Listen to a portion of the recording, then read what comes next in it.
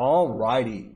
So you watched some videos on doing polynomial long division. That's great because you could do polynomial long division on this, but there's an easier way to do this. You can use a thing called synthetic division. As far as synthetic division goes, your divisor needs to be like this. It needs to be linear, x plus 5 or 3x plus 4, something along those lines, where we're going to be able to do synthetic division. We start getting into x squares and x cubes as divisors, you're going to need to do polynomial long division. So you have to know both of them. Synthetic, I think, is way easier when we have x plus 5. So let me show you how to do synthetic. So the first thing I'm going to do is I'm going to take my divisor, and I'm going to set it equal to 0. So I have x plus 5 equals 0, therefore x equals negative 5. So that's a 0 of this function, or where the graph of this function will cross the x-axis. That's easy enough. Easy peasy. All right, from here, it won't cross there because it's an asymptote.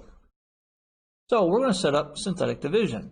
The way to set up synthetic division, you're going to take this number, negative 5. You're going to put it in a half a box. And you're going to do this with coefficients only. And your coefficients, just like in polynomial long division, we need to arrange them to be in the correct order. So we want to go from the highest exponent to the lowest exponent. So here I have 3, 2, 1, 0. Because I'm showing this to you, it's already in the correct order. We're going to take the coefficient with the sign, and we're just going to write those, and we're going to ignore the x's. So here I have a 3, I have a negative 17, I have a positive 15, and I have a negative 25. All right, now I haven't worked this out ahead, so this should be interesting with my math. So I'm going to put a line right here, and we are set up to do synthetic division. Here's the algorithm. We're going to drop your first number down, 3. We're going to take this number, we're going to multiply it by the bottom. So negative 5 times 3, this gives me a negative 15. All right, so that we've done that. Now what we're going to do is we're going to add these. So negative 17 plus a negative 15 should be a negative 32. And now we rinse and repeat. Negative 5 times negative 32 should give me 100 and, let's see, that makes 150 and 10, 160. And we add, which gives me 175. And then we rinse and repeat. We've got negative 5 times 175. Wow. Do this. Calculator time. I don't feel like doing this in my head today. So, calculator time. So, calculator. Boom. It's right there. So y'all can see that I'm just cheating. That's all I'm doing. And I'm just going to do negative 5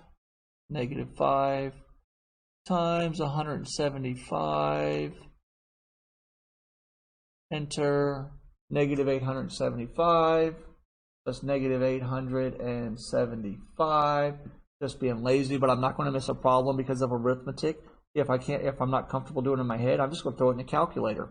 I've learned from my errors. And then from here, we add negative 25 minus negative 25 plus a negative 875 is a negative 900, and I'm done. Now here's what it tells me. I started with an x cubed, x squared, an x, and a constant.